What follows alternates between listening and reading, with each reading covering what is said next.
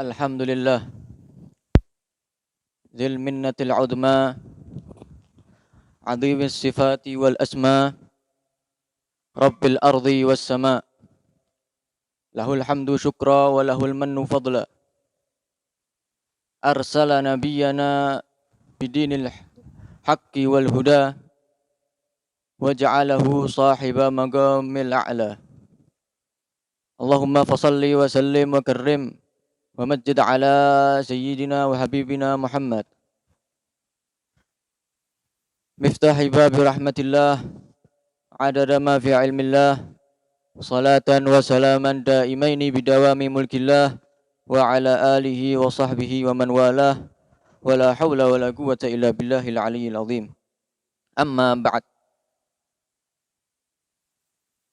Kita bersyukur kepada Allah Subhanahu wa taala pada malam hari ini kita masih bisa merenungi daripada ayat-ayat firman Allah Subhanahu wa taala di dalam surat Maryam.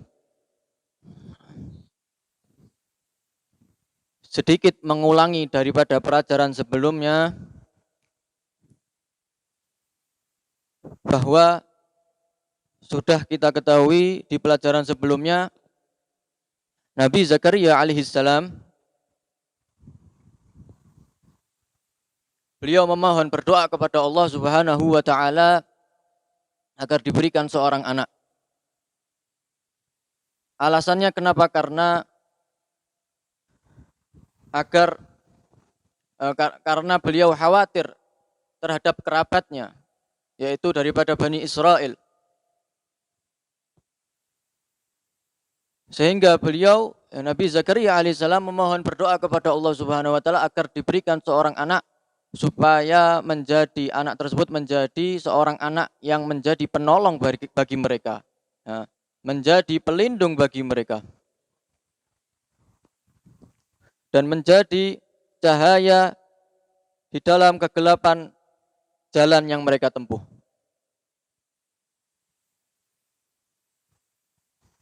Dan juga sudah kita ketahui bahwa sesungguhnya Nabi Zakaria alaihissalam memiliki hubungan kerabat dengan Bani Israel. Nabi Zakaria alaihissalam itu adalah cucu atau keturunan daripada Nabi Sulaiman bin Daud alaihissalam. Nabi Sulaiman keturunan atau cucu daripada Nabi Yakub alaihissalam. Yakub bin Ishak bin Ibrahim. Yakub bin Ishak bin Ibrahim. Sedangkan Bani Israel ini adalah keturunan daripada Nabi Yakub alaihissalam.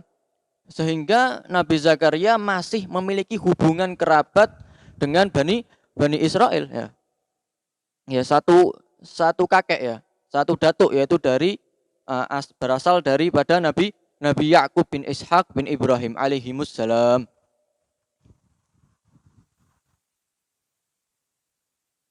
Karena keadaan yang terjadi kepada Bani Israel daripada sifat-sifat buruk yang mereka miliki, kegelapan daripada jalan yang mereka tempuh, sehingga beliau Nabi Zakaria khawatir akan terjadi terhadap kerabat mereka setelah beliau meninggal dunia. Tidak ada yang menolong mereka, tidak ada yang menasihati mereka, tidak ada yang mengajak mereka ke jalan kebenaran. Oleh karena itu beliau memohon kepada Allah Subhanahu wa taala, ya, walaupun istrinya adalah seorang yang mandul, seorang wanita yang tidak bisa untuk melahirkan, ya, mandul, akan tapi beliau tahu dengan kekuasaan Allah Subhanahu wa taala bahwa sesungguhnya Allah Subhanahu wa taala adalah Tuhan yang Maha Mampu, sehingga beliau memohon berdoa kepada Allah agar diberikan seorang anak yang menjadi penolong bagi kerabatnya, menjadi cahaya daripada kegelapan jalan yang mereka tempuh. Setelah beliau memohon berdoa kepada Allah Subhanahu wa taala pun mengabulkan daripada permohonan beliau, mengabulkan daripada doa beliau. Karena beliau berdoa memohon kepada Allah Subhanahu wa taala dengan permohonan yang tulus. Ya. Apalagi beliau adalah seorang nabi. Ya. Bahkan seorang manusia biasa saja apabila memohon berdoa kepada Allah Subhanahu wa taala dengan hati yang tulus, dengan melaksanakan adab-adab daripada doa akan dikabulkan oleh Allah Subhanahu wa taala. Karena Allah Subhanahu wa taala sangat mencintai hambanya yang selalu curhat ya. Selalu bermunajat kepada Allah Subhanahu wa taala, berdoa kepada Allah Subhanahu wa taala. Allah Subhanahu wa taala berfirman, "Wa idza sa'alaka ibadi anni fa inni qaribun ujibu da'watad da'i idza da'an." Wahai Muhammad, apabila ada seorang yang bertanya kepadaku ada yang bertanya kepadamu tentang aku, maka berikanlah tahu kepadanya bahwa sesungguhnya aku, kata Allah Subhanahu wa taala, sangat dekat terhadap kepada hambaku. Apabila aku, kata Allah Subhanahu wa taala, sangat dekat dengan hambaku apabila hambaku berdoa kepadaku. Apabila hambaku berdoa kepadaku, aku akan mengabulkan doanya, akan mengabulkan permohonannya. Seorang manusia biasa akan dikabulkan doanya sama Allah Subhanahu wa taala, apalagi seorang nabi maksum, seorang rasul yang terjaga daripada dosa, terjaga daripada maksiat ya. Sudah pasti diterima oleh Allah Subhanahu wa taala permohonannya. Allah Subhanahu wa taala mengabulkan daripada doa Nabi Zakaria alaihissalam. Ya Zakaria, inna nubasyyiruka bigulamin ismuhu Yahya. Allah Subhanahu wa taala berfirman menjawab daripada permohonan doa daripada Nabi Zakaria alaihissalam, ya Zakaria, wahai Zakaria, sesungguhnya aku telah memberikan kabar gembira kepada kamu seorang anak laki-laki yang bernama Yahya. Ya Zakaria, inna nubasyyiruka, sesungguhnya aku memberikan kabar gembira kepada kamu. Pemberian seorang anak, pemberian harta, kesehatan, waktu luang, semuanya itu adalah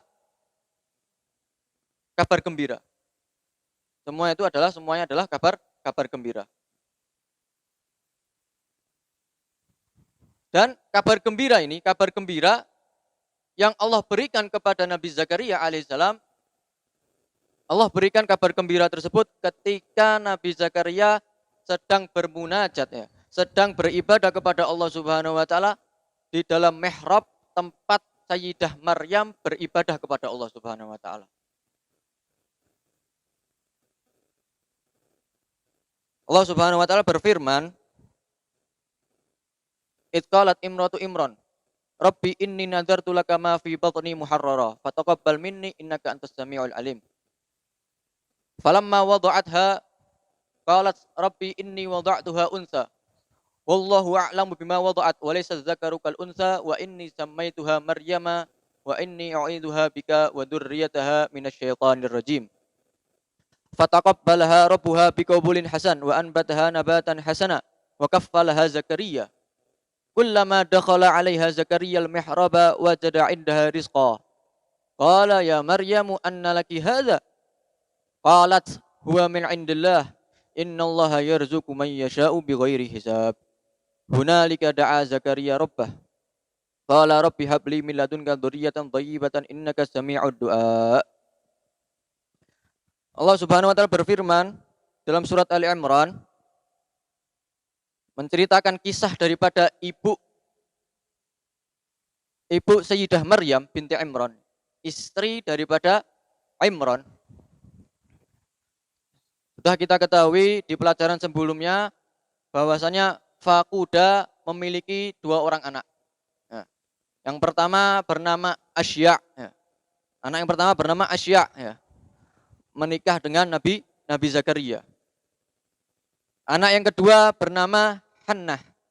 Nah, Hannah ini menikah dengan Imran. Nah, Sayyidah Hannah ini diceritakan di dalam surat Al-Imran, Itqalat imra'atu Imran, ketika berkata istri daripada Imran. Siapa? Hannah tadi. Hannah binti Faqudah. Ya. Sayyidah Hannah ini diceritakan beliau bernazar, bersumpah kepada Allah Subhanahu wa taala agar anak yang akan lahir di dalam perutnya akan menjadi seseorang pelayan yang berkhidmat di dalam rumahnya Allah Subhanahu wa taala. Yang disebut dengan mihrab di dalam surat Al-Imran. Tempat ibadah, tempat rumah daripada rumahnya Allah Subhanahu wa taala. Kalau di zaman sekarang namanya masjid ya. Kalau zaman sekarang namanya masjid ya.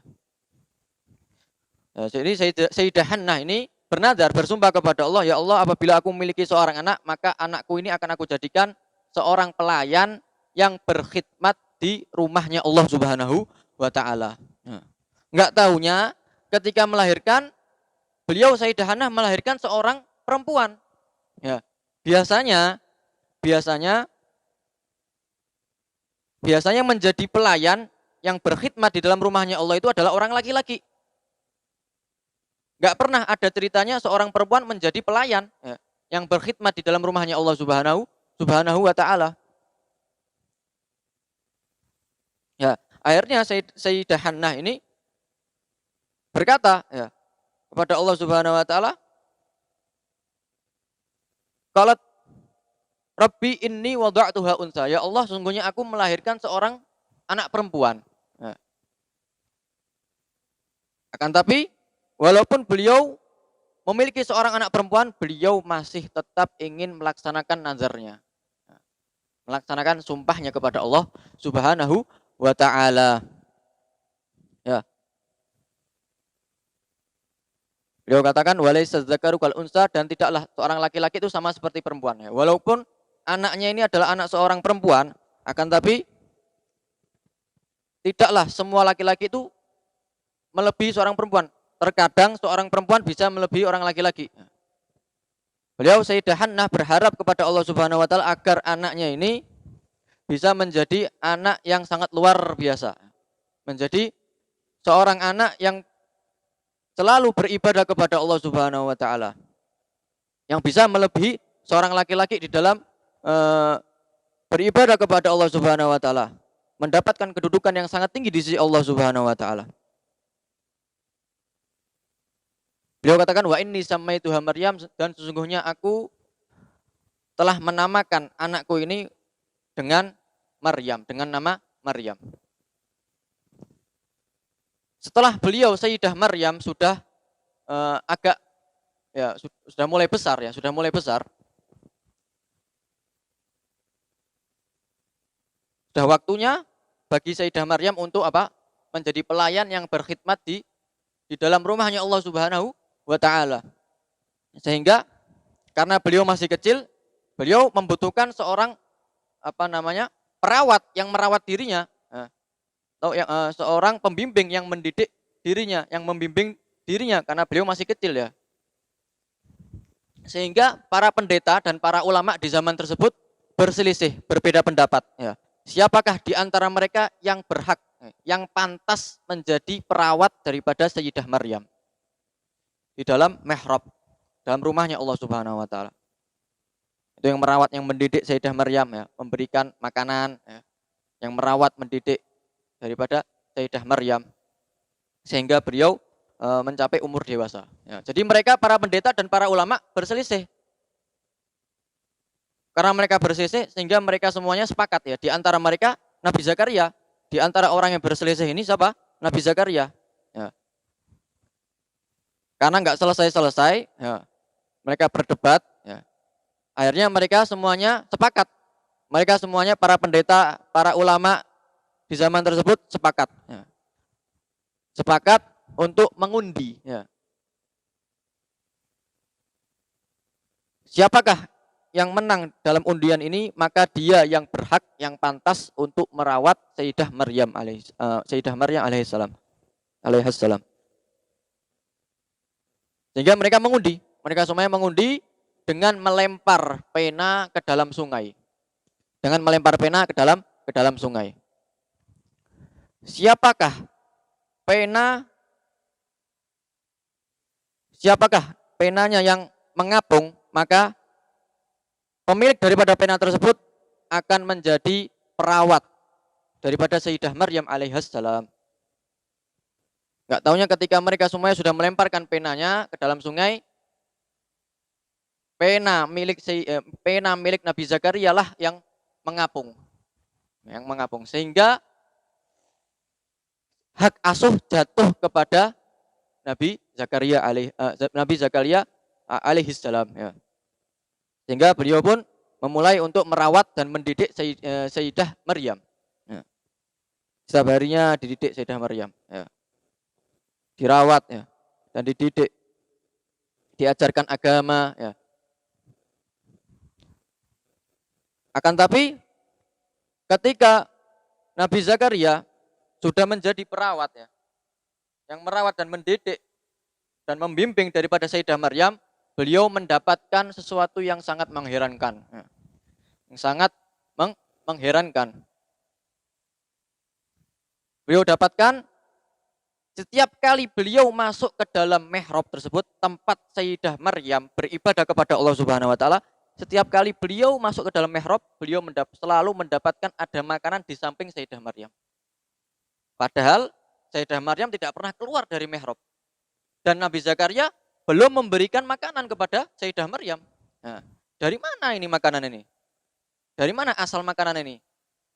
Akhirnya Nabi Zakaria bertanya kepada Sayyidah Maryam. Qala ya Maryamu anna laki hadza. Wahai Maryam, dari mana kamu mendapatkan makanan ini? Dari mana asalnya? Aku belum memberikan makanan kepada kamu. Ya, bagaimana makanan ini bisa ada di samping kamu? Sayyidah Maryam berkata, qalat huwa min indillah. Innallaha yarzuqu man yasha'u bighairi hisab. Sayyidah Maryam mengatakan bahwa makanan ini datang dari Allah Subhanahu wa taala. Langsung turun dari surganya Allah Subhanahu wa taala, ya, bukan dari buatan manusia. Ini makanan ini langsung dari surganya Allah Subhanahu wa taala, ya. Keramat, ya, karomah, ini salah satu karomah daripada Sayyidah Maryam, ya. Diberikan makanan langsung dari surganya Allah Subhanahu wa taala, ya.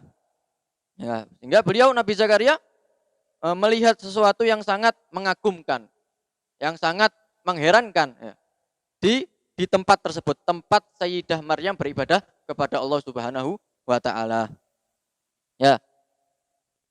Karena beliau melihat hal tersebut, melihat bahwa di tempat ini, ya, di mihrab itu adalah tempat yang penuh dengan keberkahan.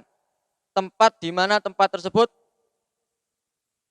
tempat Sayyidah Maryam beribadah kepada Allah Subhanahu wa taala, tempat di mana Sayyidah Maryam dapat menurunkan, ya, Sayyidah Maryam mendapatkan makanan dari surganya Allah Subhanahu wa taala, sehingga beliau berdoa, bermunajat kepada Allah Subhanahu wa taala di tempat tersebut.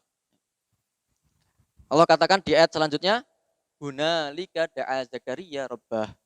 Hunalika, ya, di mana? Hunalika di sana. Ya, maksudnya di mana? Di mihrab. Tempat Sayyidah Maryam beribadah, ya. Tempat Sayyidah Maryam mendapatkan makanan dari surganya Allah Subhanahu wa taala. Di sanalah Sayyidina Zakaria berdoa, bermunajat kepada Allah Subhanahu wa taala, memohon kepada Allah Subhanahu wa taala agar diberikan seorang anak. Nah, ini adalah salah satu dalil tabarruk. Dalil tabarruk, ya. Ngelap berkah, ngambil berkah, ya. Dalilnya apa? Langsung dalilnya Allah Subhanahu wa taala, perintah Allah Subhanahu wa taala. Dalilnya Al-Qur'anul Karim. Ya, enggak main-main ini sudah. Jadi kalau ada orang yang bertanya kepada Anda, oh, tabarruk ini enggak boleh, musyrik, ya, menyekutukan Allah Subhanahu wa taala, enggak boleh. Katakanlah kepada mereka, sesungguhnya kami lebih percaya dengan firman Allah daripada ucapan kamu. Ini adalah perintah Allah Subhanahu wa taala, dan ini adalah cerita yang sudah Allah ceritakan di dalam firman-Nya di dalam Al-Qur'anul Karim. Mana yang lebih kalian percaya? Firman Allah atau ucapan manusia? Nah, tentunya firman Allah Subhanahu wa taala. Apabila kita sudah tidak percaya dengan firman Allah Subhanahu wa taala, fa bi ayyi hadisin ba'dahu yu'minun. Maka dengan ucapan siapa lagi kita mau percaya? Ketika kita sudah tidak percaya dengan firman Allah Subhanahu wa taala. Nah, ucapan yang paling benar, yang paling dipercaya, yang paling nyata itu adalah firman Allah Subhanahu wa taala. Fabi ayyi haditsin ba'dahu yu'minun. Maka dengan ucapan siapa lagi kalian mau percaya kalau kalian tidak percaya dengan firman Allah? Ini adalah udah ajaran Allah Subhanahu wa taala. Ajaran yang Allah sudah ajarkan, sudah Allah abadikan di dalam Al-Qur'anul Karim. Nah, hunalika di sanalah Nabi Zakaria bermunajat kepada Allah Subhanahu wa taala, ngelap berkah ya. Ngambil berkah tempat ibadahnya Sayyidah Maryam alaihissalam. Sehingga beliau dengan permohonan tersebut di tempat yang penuh dengan keberkahan tersebut dikabulkanlah doa beliau oleh Allah Subhanahu wa taala.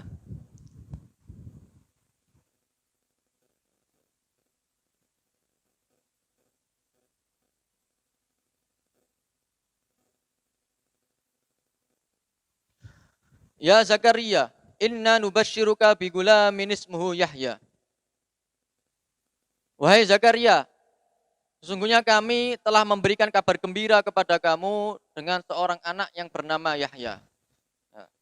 Kabar gembira yang Allah berikan kepada Nabi Zakaria ketika Nabi Zakaria sedang bermunajat dan berdoa kepada Allah Subhanahu wa taala di tempat ibadahnya Sayyidah Maryam alaihissalam.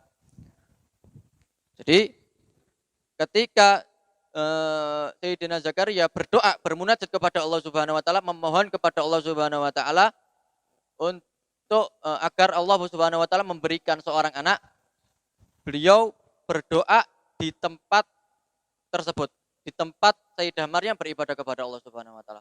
Kemudian kabar gembira yang telah Allah berikan kepada Sayyidina Zakaria, Allah berikan kabar gembira tersebut juga sama di tempat yang sama, yaitu di tempat Sayyidah Maryam beribadah kepada Allah Subhanahu wa taala. Ketika itu Sayyidina Zakaria sedang beribadah kepada Allah Subhanahu wa taala di tempat tersebut.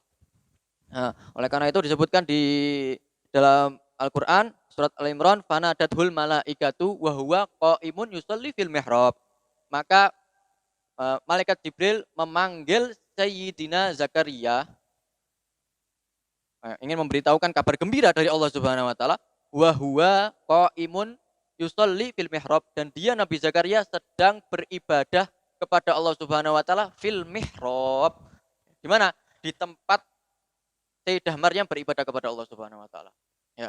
Jadi permohonan dan kabar gembira yang diberikan kepada Nabi Zakaria tempatnya sama. Itu tempat di mana tempat Sayyidah Maryam beribadah kepada Allah Subhanahu wa taala. Ya Zakaria, inna nubasyiruka bi ghulamin ismuhu Yahya. Kami memberikan kabar gembira kepada kamu seorang anak laki-laki yang bernama Yahya. Yang bernama Yahya.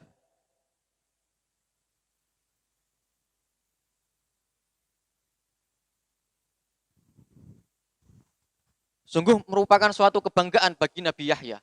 Kenapa? Karena beliau mendapatkan nama Yahya bukan dari ayahnya, bukan dari ibunya, ya, bukan dari orang lain.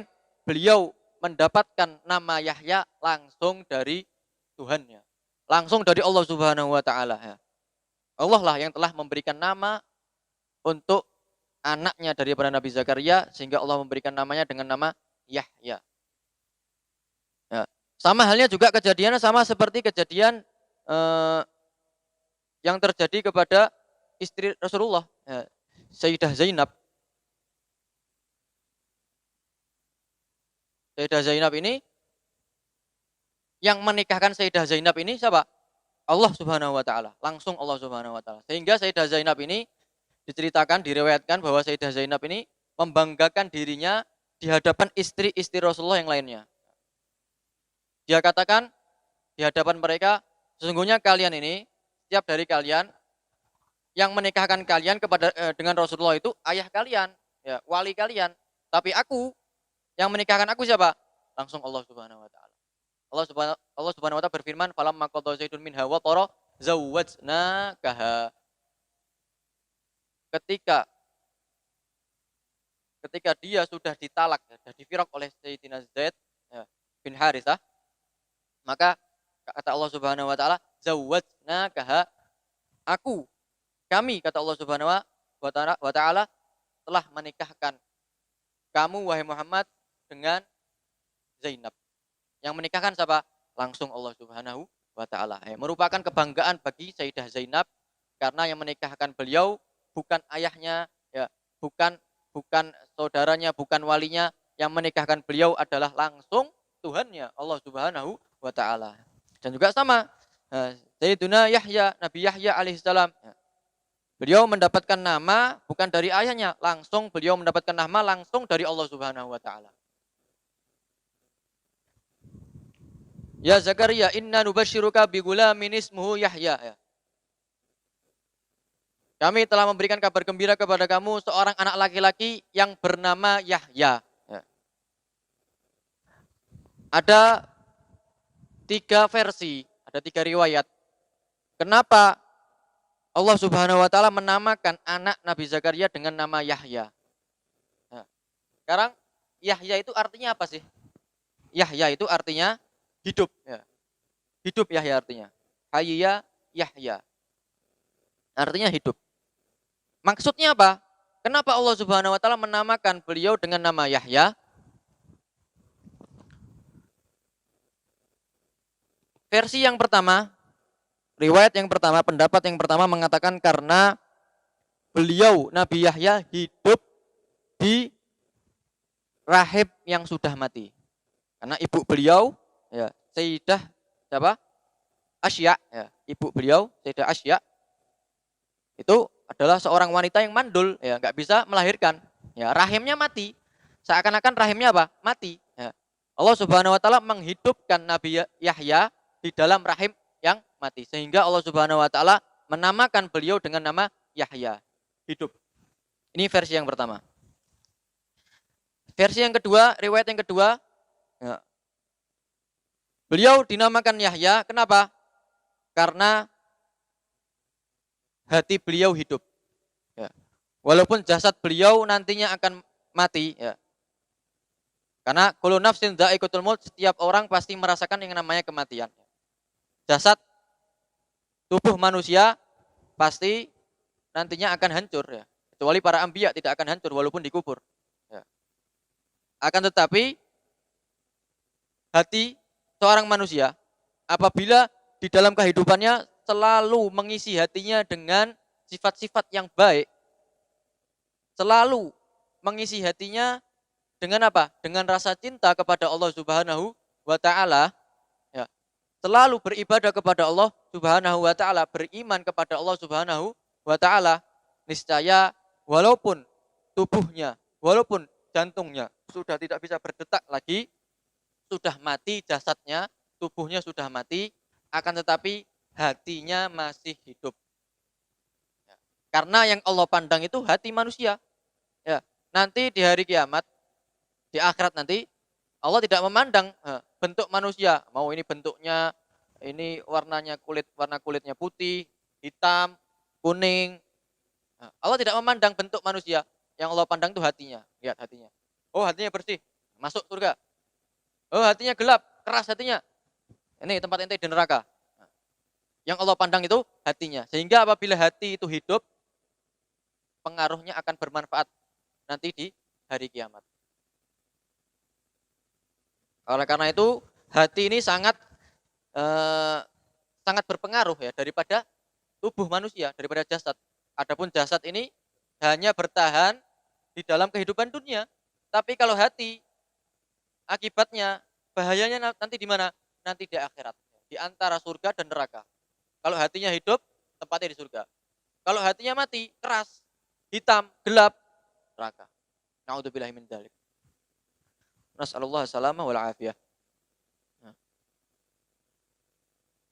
Itu riwayat yang kedua, versi yang kedua. Versi yang ketiga, beliau Nabi Yahya dinamakan dengan nama Yahya. Kenapa? Karena diceritakan bahwa beliau itu meninggal dalam keadaan mati syahid.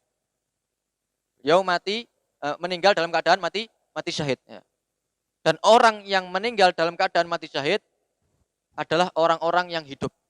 Sebagaimana yang telah Allah firmankan, wala taqulu liman yuqtalu fi sabilillahi amwat bal ahya inda rabbihim yurzakun. Dan jangan kamu katakan kepada orang-orang yang meninggal di dalam peperangan, artinya mati syahid, jangan kamu katakan mereka itu orang-orang yang sudah mati, orang-orang yang sudah meninggal. Jangan kamu katakan hal tersebut. Tapi katakanlah bahwasannya mereka orang-orang yang meninggal di dalam peperangan, orang-orang yang mati syahid, mereka adalah orang yang hidup. Masih hidup. Ya, walaupun jasadnya sudah mati, ya. Jasadnya sudah mati, akan tapi rohnya masih hidup. Rohnya masih hidup. Itulah orang-orang yang mati syahid. Diberikan kekhususan, keutamaan dari Allah Subhanahu wa taala untuk orang-orang yang meninggal dalam keadaan mati syahid. Ya. Sehingga banyak riwayat di dalam hadis diriwayatkan, diceritakan bahwa sungguhnya sering sekali Rasulullah itu memberikan kabar daripada sahabat-sahabatnya yang sudah meninggal di dalam peperangan, yang gugur di dalam peperangan. Ya, menyampaikan salam daripada sahabat-sahabatnya yang sudah meninggal dunia di dalam peperangan. Rasulullah sampaikan salam tersebut kepada sahabat-sahabatnya yang masih hidup.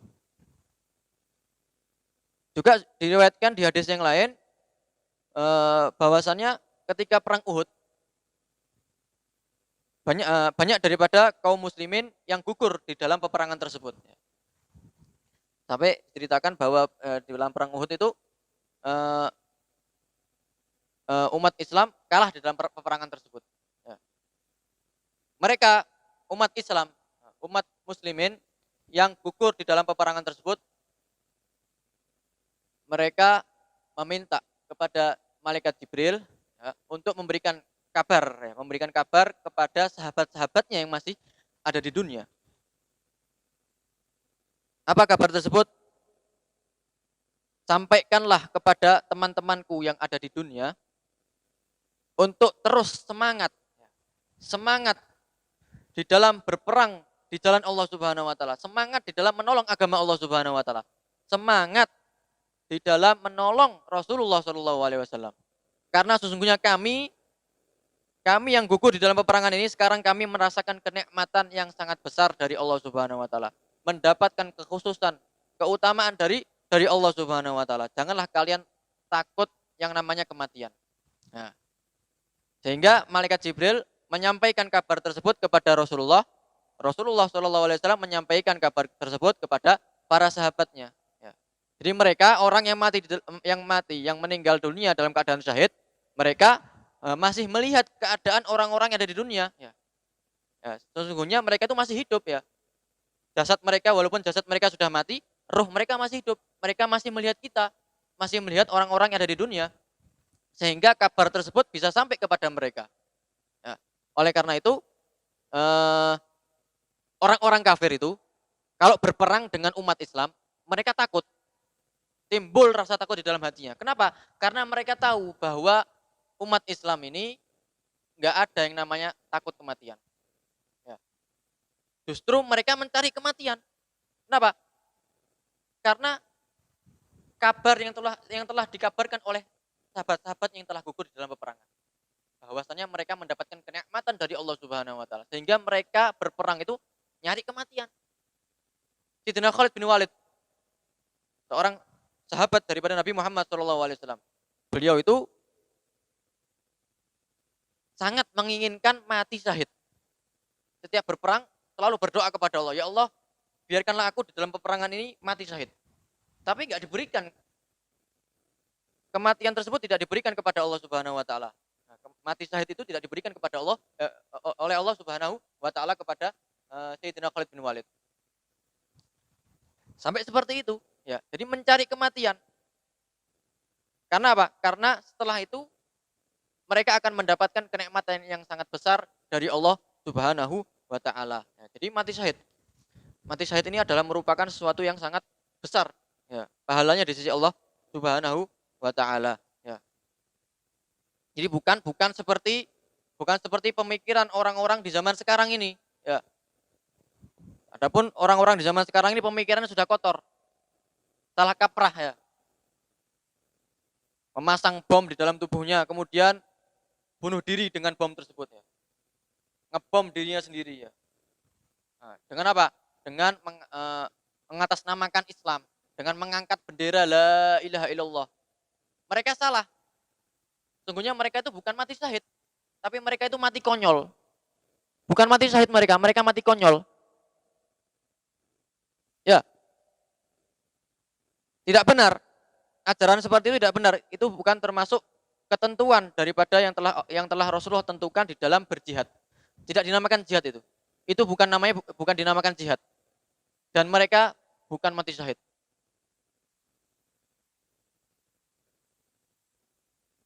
Mereka itu dianggap bunuh diri. Ya, ngebom dirinya sendiri. Ya. Rasulullah SAW bersabda, "Man qatala nafsahu bihadidatin fahadidatuhu yatawajja'u fi batnihi fi nari jahannam khalidan mukhalladan fiha abada. Wa man syariba summan faqatala nafsahu wa huwa yatahassahu fi nari jahannam khalidan mukhalladan fiha abada. Wa man taradda min jabalin fahuwa yataradda fi nari jahannam khalidan mukhalladan fiha abada." Rasulullah bersabda, barang siapa yang bunuh diri dengan menggunakan besi tajam, menusuk dirinya dengan besi, bunuh diri dengan menggunakan besi tajam, maka niscaya dia akan terus selalu menusuk dirinya dengan besi di dalam api neraka jahanam dalam keadaan selama-lamanya di dalamnya. Dan barang siapa yang bunuh diri dengan cara meminum racun, maka dia akan senantiasa selalu menghirup racun tersebut di dalam api neraka jahanam selama-lamanya ada di dalam api neraka jahanam. Dan barang siapa yang menjatuhkan dirinya dari gunung, ya, terjun dari gedung, terjun dari gunung, sebagaimana yang sering terjadi di zaman sekarang ini, depresi langsung bunuh diri. Ya. Ya. Sudah tidak ada niat hidup lagi kata mereka. Ya. Terjun dari gunung, dari bangunan. Ya.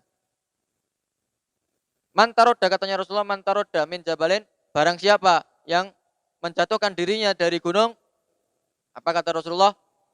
Maka dia akan terus menjatuhkan dirinya ke dalam api neraka jahanam dalam keadaan selama-lama di dalamnya. Nah, maksud daripada selama-lamanya artinya apa? Artinya itu bagi orang-orang yang meyakini bahwa bunuh diri itu hukumnya halal. Orang yang meyakini, yang mengatakan bahwa bunuh diri itu halal, maka dia telah keluar dari agama Islam. Sehingga ketika dia bunuh diri, dia mati dalam keadaan kufur. Oleh karena itu, mereka dimasukkan ke dalam api neraka jahanam dalam keadaan selama-lamanya di dalamnya. Sehingga kalau ada yang tanya, bagaimana kalau seandainya orang yang beriman, depresi, terus bunuh diri, ya, terjun dari gedung, dari atap gedung, ya, terjun dari atap gedung. Tapi orang itu orang yang beriman. Bagaimana? Apakah dia tetap masuk ke dalam api neraka, kekal di dalamnya? Sebagaimana yang dijelaskan oleh Imam Nawawi dalam mensyarahi daripada hadis Nabi Muhammad ini, bahwa yang dimaksud dengan selama-lamanya di sini apa? Ketika dia meyakini bahwa bunuh diri, tindakan bunuh diri itu adalah halal baginya, sehingga perbuatan tersebut, keyakinan tersebut menjadikan dirinya keluar dari agama Islam sehingga dia meninggal dalam keadaan kufur. Orang yang kafir, orang yang meninggal dalam keadaan kufur atau dalam keadaan menyekutukan Allah Subhanahu wa taala, maka dia akan dijebloskan, akan dimasukkan ke dalam api neraka jahanam selama-lamanya.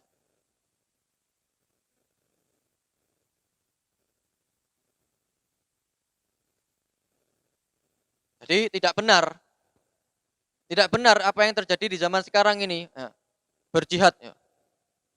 Mereka bunuh dirinya, ngebom dirinya sendiri, mengatasnamakan jihad, mengatasnamakan Allah Subhanahu wa taala. Tidak benar, ya. Jangan ditiru. Jangan ditiru. Mereka tidak tahu dengan bagaimana jihad yang sebenarnya, sesuai dengan ketentuan yang telah Rasulullah tentukan dalam berjihad. Karena Rasulullah SAW tidak memerintahkan sahabatnya untuk berjihad kecuali ketika orang kafir sudah memulai duluan. Ya. Ketika orang kafir sudah mulai mengganggu Islam atau menghalangi jalan dakwah Islam, nah, baru ketika ini dilaksanakan jihad, diperintahkan untuk berjihad. Tapi kalau tidak ada apa-apa, ya mereka tidak mengganggu, ya, tidak menghalangi jalan dakwah Islam, terus memerangi mereka, membunuh mereka. Nah, ini tidak benar. Rasulullah tidak pernah mengajarkan hal seperti ini. Ya, karena agama Islam itu tidak didasari dengan kekerasan. Bukan berarti perang itu, agama Islam ini kebanyakan perang. Ya, enggak. Perang ini, adanya peperangan ini karena sebab apa? Karena sebab orang kafir tadi. Karena sebab orang kafir itu menghalangi dakwah Islam sehingga diperangi. Nah, kalau seandainya mereka tidak memulai, enggak diperangi. Itu loh.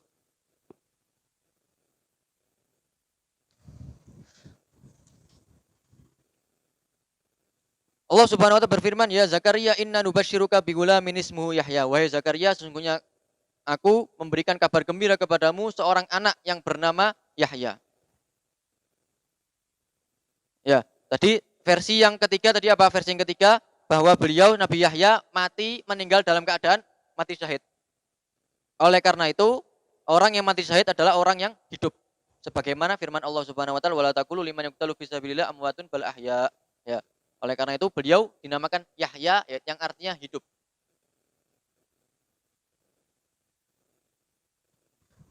Kemudian lam naj'al lahu min qablu samia. Ya. Lam naj'al lahu min qablu samia. Ya. Kami tidak pernah menamakan dengan nama tersebut sebelumnya. Ya. Lafaz samia di sini ada dua versi, ada dua riwayat. Ada dua pendapat. Pendapat yang pertama, sebagaimana yang dikatakan oleh Sayyiduna Qatadah dan Ibn Jurayj dan juga Ibn Zaid, beliau mentafsirkan ayat ini, yaitu lafaz samia, mengatakan ai lam yusamma ahadun qablahu bihadzal isim. Artinya tidak pernah ada seorang anak yang dinamakan dengan nama Yahya sebelumnya. Sebelum adanya Nabi Yahya ini nggak pernah ada seorang anak yang namanya Yahya, nggak ada. Jadi Nabi Yahya ini pertama kali. Nama Yahya ini pertama kali, ya, pertama kali adanya. Sebelumnya nggak ada yang nama Yahya, nggak ada sebelumnya. Itu makna yang pertama. Lam naj'al lahu min qablu samia. Karena samia itu ya artinya nama, ya, berasal daripada isim, nama, sumu, itu nama.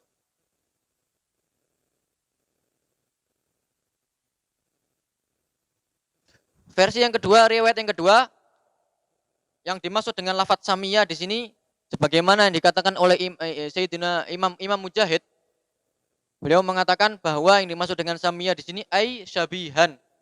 Ya, samia artinya apa? Serupa, yang sama. Maksudnya sama seperti firman Allah Subhanahu wa taala di ayat yang lainnya, wastabir li ibadatihi. Rabbus samawati wal ardi wa ma bainahuma fa'budhu wastabir li ibadatihi hal ta'lamu lahu samia. Tuhan langit dan bumi, maka sembahlah Allah Subhanahu wa taala dan bersabarlah di dalam beribadah kepada Allah Subhanahu wa taala. Apakah kamu mengetahui seseorang yang sama, ya? Samia apa? Yang sama seperti Allah Subhanahu wa taala. Adakah seseorang yang sama seperti Allah Subhanahu wa taala? Ada enggak? Kira-kira? Enggak ada. Artinya apa? Ada enggak yang pantas disembah selain Allah? Itu artinya. Enggak ada. Yang pantas disembah itu hanya Allah Subhanahu wa taala yang Maha Esa. Ya, samia di sini artinya apa? Syabihan, serupa. Ya, dalam ayat ini juga sama. Samia yaitu syabihan, serupa. Maksudnya apa? Lam naj'al lahu min qabli samia. Maksudnya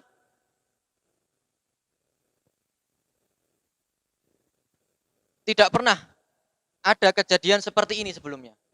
Tidak pernah ada kejadian yang sama seperti ini sebelumnya. Loh, kok bisa? Kenapa? Karena sebagaimana sudah kita ketahui di pelajaran sebelumnya, bahwa ibu daripada siapa? Nabi Yahya, istri daripada Nabi Zakaria, Sayyidah Asya, beliau adalah seorang wanita yang mandul. Ya. Dan kita ketahui bahwa beliau adalah orang yang mandul, nggak bisa punya anak. Ya. Nggak pernah ada ceritanya seorang wanita yang mandul punya anak, nggak ada ceritanya. Oleh karena itu Allah katakan lam naj'al lahu min qabli samia, min qablu samia. Kita tidak pernah menjadikan kejadian yang sama seperti ini sebelumnya. Sebelumnya wanita-wanita yang mandul tidak pernah memiliki anak. Kenapa? Karena dia mandul. Tapi karena ini kekhususan, ya, rahmat, termasuk daripada rahmat pemberian Allah Subhanahu wa taala, walaupun istri daripada Nabi Zakaria, walaupun ibu daripada Nabi Yahya mandul, nggak bisa punya anak, tapi karena rahmat Allah, karena kekuasaan Allah Subhanahu wa taala, sehingga beliau bisa lahir. Ya. Sehingga istri Nabi Zakaria bisa hamil dan bisa melahirkan seorang anak yang bernama Yahya.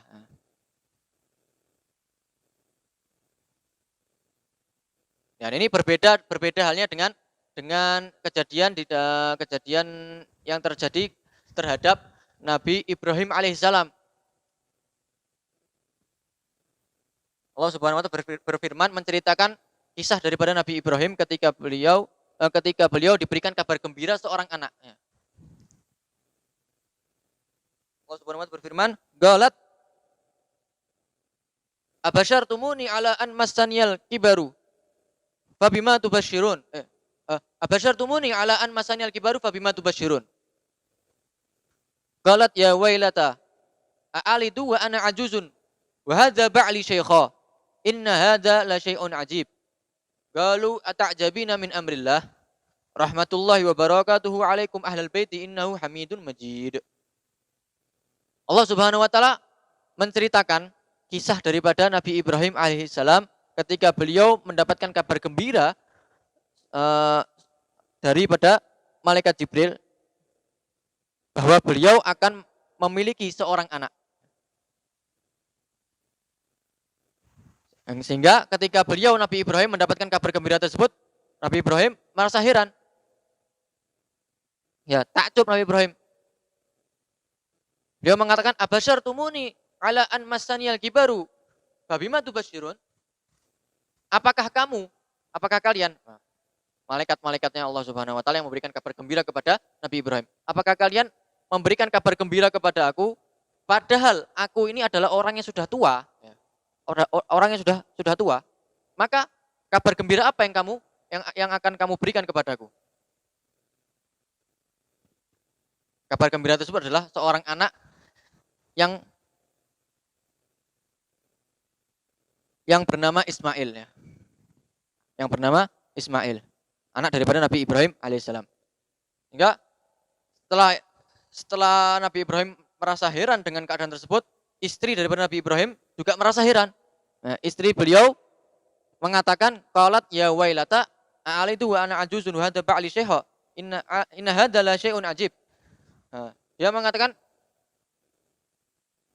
bagaimana bisa aku melahirkan sedangkan aku ini ajuzun, ya. Katanya istri Nabi Ibrahim, sedangkan aku ini adalah orang yang sudah tua. Tadi Nabi Ibrahim mengatakan apa? Bahwa beliau sudah tua. Abasyartumuni ala an massaniyal kibaru. Apakah kamu memberikan aku kabar gembira seorang anak padahal aku adalah orang yang sudah tua? Kata Nabi Ibrahim. Kata istrinya, a'alidu wa ana ajuzun. Bagaimana bisa aku melahirkan sedangkan aku ajuzun, orang yang sudah tua? Wa hadza ba'li syaikh, dan ini suamiku Nabi Ibrahim sudah tua juga.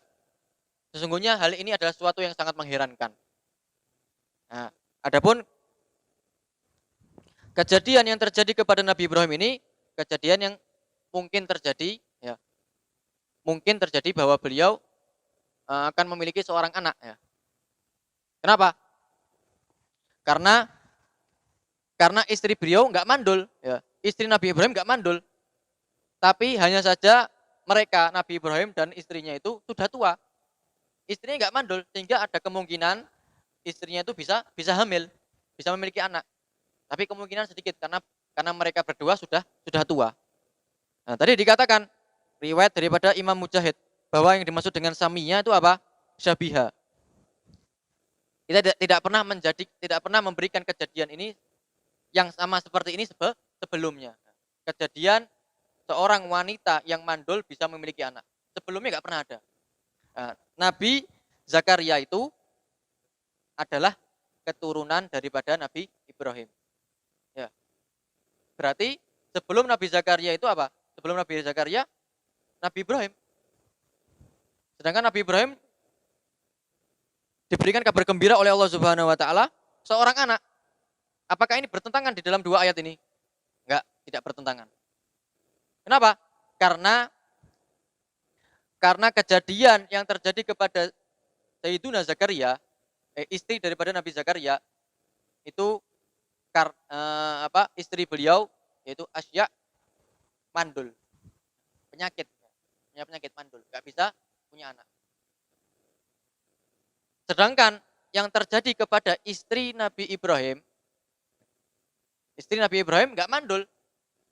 Hanya saja sudah tua. Sehingga dua ayat ini tidak bertentangan. Walaupun itu sangat kemungkinan yang sangat sedikit bagi Nabi Ibrahim dan istrinya untuk memiliki anak. Dua hal ini tidak bertentangan. Kenapa? Karena yang pertama ya, istri Nabi Zakaria mandul, sedangkan istri Nabi Ibrahim enggak mandul. Lam naj'al lahu min qablu samia. Kami tidak pernah memberikan kejadian yang sama seperti ini sebelumnya. Seorang wanita yang mandul bisa memiliki anak. Hanya saja ini adalah termasuk daripada rahmat pemberian Allah Subhanahu wa taala kepada Nabi Zakaria alaihi salam sehingga beliau dikabulkan doa beliau, permohonan beliau oleh Allah Subhanahu wa taala, diberikan seorang anak laki-laki yang bernama Yahya alaihi salam. Mungkin ini sedikit daripada penjelasan daripada tafsir surat Maryam ini bisa menguatkan hati kita, menguatkan iman kita, bisa menambah ibadah kita dalam ibadah berpuasa dan juga mendekatkan diri kita kepada Allah Subhanahu wa taala, khususnya di dalam bulan yang penuh dengan keberkahan ini, meniru daripada jejak daripada nabi-nabi kita, para anbiya, para mursalin, dan juga jejak daripada baginda Nabi Muhammad sallallahu alaihi wasallam.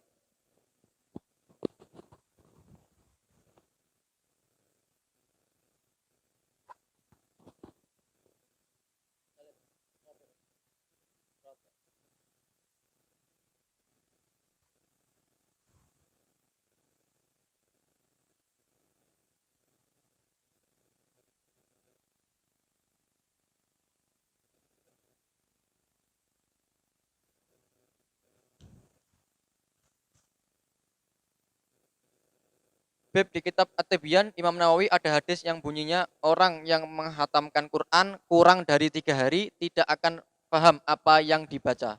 Hadis riwayat Abu Dawud. Ya, bagaimana bisa dia memahami apa isi Al-Quran?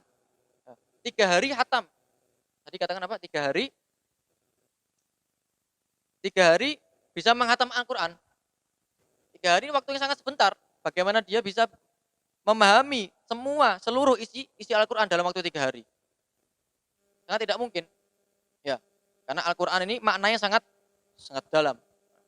Waktu 3 hari sangat tidak cukup untuk bisa memahami seluruh Al-Quran. Itu maksudnya.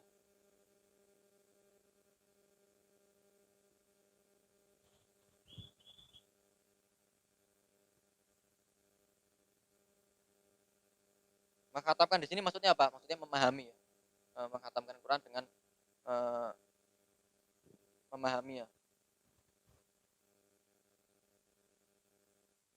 Kalau menghatamkan Al-Quran dengan bacaan, sehari bisa. Mungkin 1 jam bisa kalau mereka mendapatkan keberkahan di dalam waktu. Yang dimaksud menghatamkan di dalam hadis ini apa? Memahami. Bukan menghatamkan bacaan.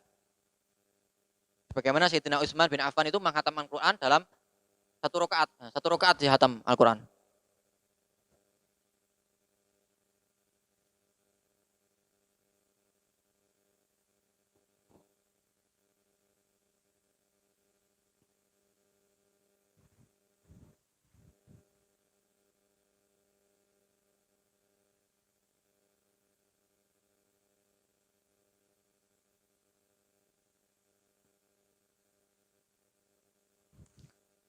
Tanya Beb, perlu penjelasannya. Apa ini? Pelaku tindakan pengeroyokan atau main hakim sendiri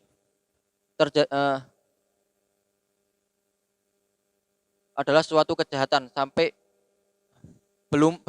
berlumuran darah bahkan sampai mati. Menurut Habib bagaimana? Dan salah satu dari pelaku main hakim itu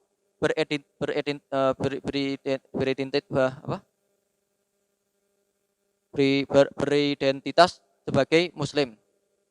Sangat tragis, nggak manusiawi tindakan hakim tersebut. Bagaimana menurut Habib? Ya, perbuatan main hakim sendiri. Jadi agama Islam itu semuanya sudah teratur. Allah Subhanahu Wa Taala menurunkan Al-Quran, ya, mengutus Nabi Muhammad SAW. Nabi Muhammad sudah menyampaikan seluruhnya sudah Nabi Muhammad sampaikan. Jadi apabila ada seorang bagaimana yang dibahas di dalam kitab fikih itu ada babul jinayat, ya. Pembahasan tentang kriminal. Apa yang harus kita lakukan terhadap orang yang kriminal, orang yang melakukan kejahatan. Sudah dibahas di dalam kitab fikih itu. Jadi main hakim sendiri tidak benar main hakim sendiri. Kalau ada seorang yang membunuh, misalkan teman ente, ya, jangan ente bunuh langsung. Terus bagaimana? Laporkan dulu ke hakim. Ya, karena yang laporkan ke hakim, setelah itu nanti yang berhak untuk mengkisosnya siapa? Keluarganya, bukan ente. Ente hanya teman, ya. Yang berhak untuk mengkisosnya adalah keluarganya. Atau juga boleh kalau seandainya keluarganya memaafkannya, nanti si yang membunuh itu bayar dia, ya, 100 unta. Jadi semuanya sudah dibahas di dalam kitab fikih. Jadi kalau main hakim sendiri tidak benar. Tidak benar. Agama Islam tidak mengajarkan yang namanya keroyokan, ya. Main hakim sendiri, ya, enggak ada. Enggak ada yang namanya seperti itu. Jadi semuanya sudah dibahas di dalam kitab fikih. Ya, walaupun dia orang yang Islam, orang Muslim, ya. Karena tidak semua orang Islam itu, tidak semuanya orang Islam selalu melaksanakan syariat-syariatnya Allah Subhanahu Wa Taala, ya. Enggak semuanya. Karena manusia itu tempatnya kesalahan, terkadang salah, ya. Mungkin saja orang Islam ini tidak tahu, ya. Kita khusnudzon, ya, mungkin saja nggak tahu dengan hukum tersebut, ya. Nanti kalau terjadi hal seperti ini akan berentetan nanti. Terus hukumannya bagi yang membunuh dan orang yang membunuh daripada si pembunuh. Terus seperti itu. Ya, jadi nggak bisa seperti itu. Harus ada caranya, ya. Sesuai dengan syariat yang telah Allah tentukan, ya. Dalam kitab fikih sudah dibahas semuanya. Ciri-ciri malam Lailatul Qadar. Amalan apa yang dilakukan untuk mendapatkan istimewanya Lailatul Qadar? Ciri-cirinya sebenarnya nggak ada yang tahu kapan malam Lailatul Qadar datang. Yang mengetahuinya hanya Allah Subhanahu Wa Taala. Akan tetapi kebanyakan malam Lailatul Qadar ini datangnya itu di 10 akhir di bulan Ramadan. Oleh karena itu Rasulullah SAW itu kalau sudah masuk 10 akhir di bulan Ramadan, Rasulullah langsung beriktikaf di masjid, ya. Meningkatkan ibadahnya kepada Allah Subhanahu Wa Taala. Itu juga merupakan salah satu tanda bahwa di 10 akhir salah satu daripada 10 akhir bulan Ramadan, di dalam bulan Ramadan adalah terdapat di salah satu harinya, terdapat salah satu malamnya, terdapat malam Lailatul Qadar.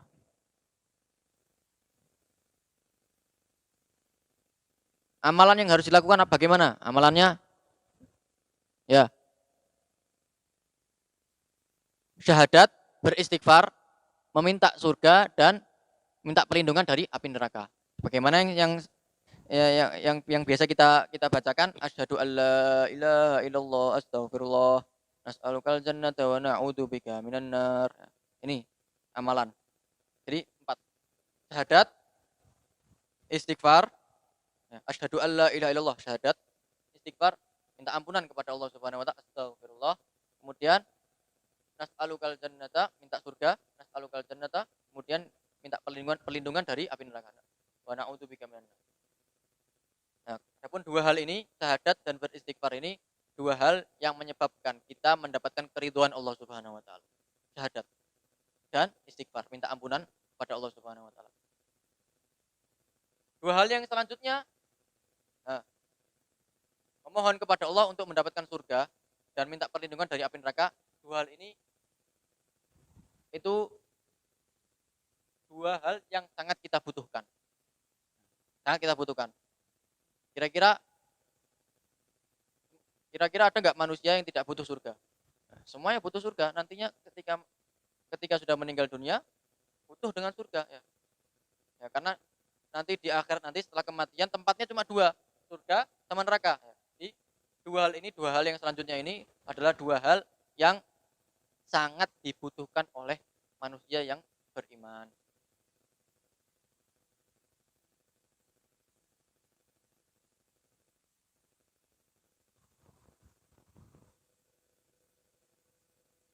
Bagaimana hukum kalau taraweh di rumah? Tapi bacaan imam nggak sempurna, tapi nggak ada sholat di musola, Beb. Terus bagaimana hukum bersiwak? Taraweh nggak wajib ya, nanti sholat taraweh di masjid. Bahkan nggak sholat taraweh pun nggak apa-apa. Ya. Mau ente sholat taraweh di masjid, di musola, di rumah, tidak ada masalah, tidak ada masalah.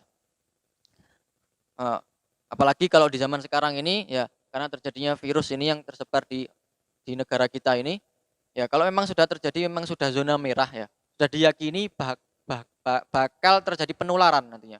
Kalau sholat di musola, sholat di masjid, bakal terjadi penyebaran virus. Sudah yakin di daerah tersebut. Nah, maka jangan sholat di masjid, sholat di rumah. Sholat taraweh di rumah. Tapi kalau enggak, di daerah tersebut enggak. Diyakini bahwa kalau seandainya dia sholat di masjid atau sholat di musola, tidak akan terjadi penularan. Tidak akan terjadi penyebaran virus. Nah, maka boleh. Apa sholat di masjid? Atau sholat di musola.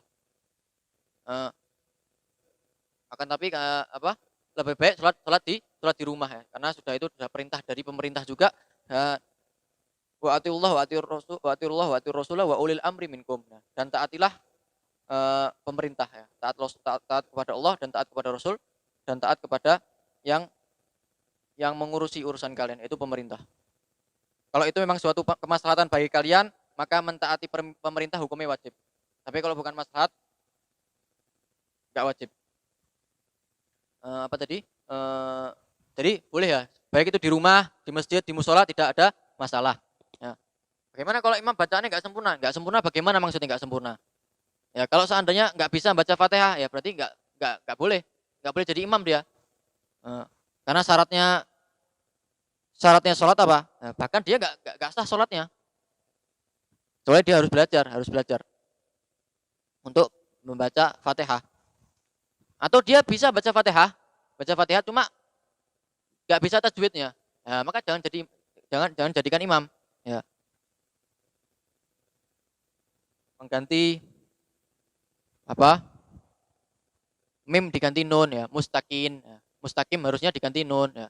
Ini kan suatu celah di dalam tajwid ya, di dalam bacaan Al-Qur'an ya. Ini akan merubah makna juga. Dan tidak sah bagi orang yang tidak bisa untuk tajwid ya dalam Al-Qur'an, nggak bisa, tidak baik di dalam tajwidnya sampai merubah maknanya ya. Merubah hurufnya, maka orang tersebut tidak sah untuk menjadi imam. Terus bagaimana solusinya? Ya sholat sendiri. Ya, kalau misalkan nggak ada orang lain gitu loh, nggak ada orang lain.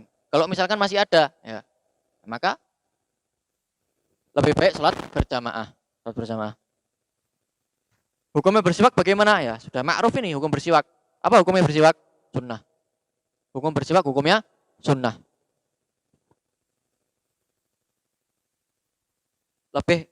Kesunahan itu lebih ditekankan ketika ingin melaksanakan sholatnya, ketika bangun dari tidur.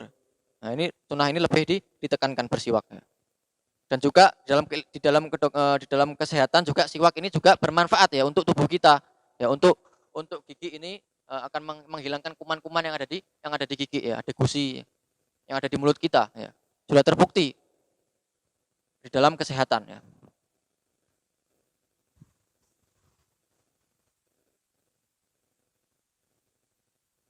Ya, bos. Ta'ala ta'ala min alladziina yastami'uuna al-qawla fayattabi'uuna ahsanah. Allahumma ya man wafaqa ahlal khair lil khair wa anhum alaih. Wafiqna lil khair wa inna alaih. Allahumma la tahrimna khairan ma indaka li syarri ma indana. Wa sallallahu ala sayyidina Muhammadin wa alihi wa sahbihi wa sallam. Walhamdulillahi rabbil alamin.